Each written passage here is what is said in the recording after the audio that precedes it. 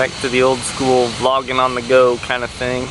Hey beautiful people of the internet, my name is Ryan and doing something a little different today. Fresh air, fresh location, and fresh Fritos from the gas station.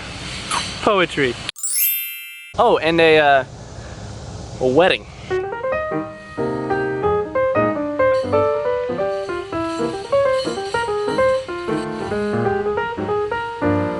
Disclaimer, I'm at that exact right age where A, weddings just seem nutso to me, and B, so many friends are getting engaged or married, and I'm just looking down this incredibly long tunnel where the next 2 or 10 years are just gonna be weddings, weddings, weddings.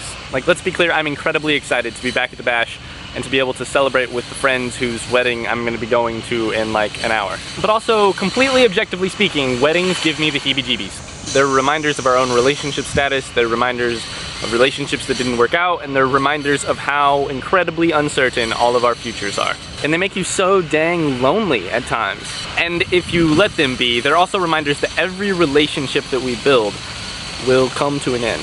But yeah, it is all about what you let them be, what you let weddings remind you of. Because of course, there's a whole nother side to this deal. When you think about how beautiful it is to enter into a generous and unselfish life partnership. Think about how out of all of the people in the world, these two found each other. That being married means putting someone else's needs above your own, and then to sustain that and to build a family from nothing.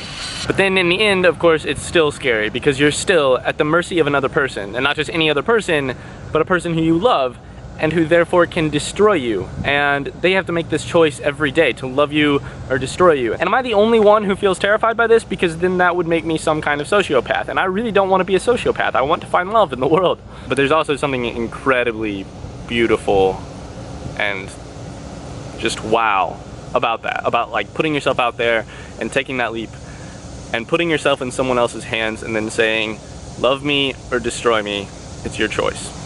And honestly, nothing signifies that better than weddings, than taking a lifelong leap with someone, despite it sometimes feeling illogical and counterintuitive and insane. As a writer and a lover of stories and of humans, I can celebrate that insanity. I can celebrate where logic ends and faith begins, where humans, above all else, choose to love. Just don't expect me to be super comfortable about it. Okay, so for once in my life, I've actually planned something more than 2 days ahead. I have a plan for the entire next month of videos. The last month before I become a resident of the oh-so-sweet state of California. Next week is gonna be a review of Infinite Jest, David Foster Wallace's crazy, epic, huge masterpiece of a novel, which I just finished like 2 days ago. I'm still reeling. When I tell people about Infinite Jest, I say that in 50 years, people are gonna look back and say that this book defined a generation. So if you aren't going to read it, you should at least know about it. So check out the video next week. After that, I've got some surprise videos, maybe even videos during the middle of the week. I don't know, don't quote me on that. But keep your eyes peeled because I've got some announcements about the channel. It's exciting. And then California. I don't even, what? I have got to go get changed so that I can celebrate the bravery of a few friends in that chapel right there. So I'll see you all soon. Best wishes.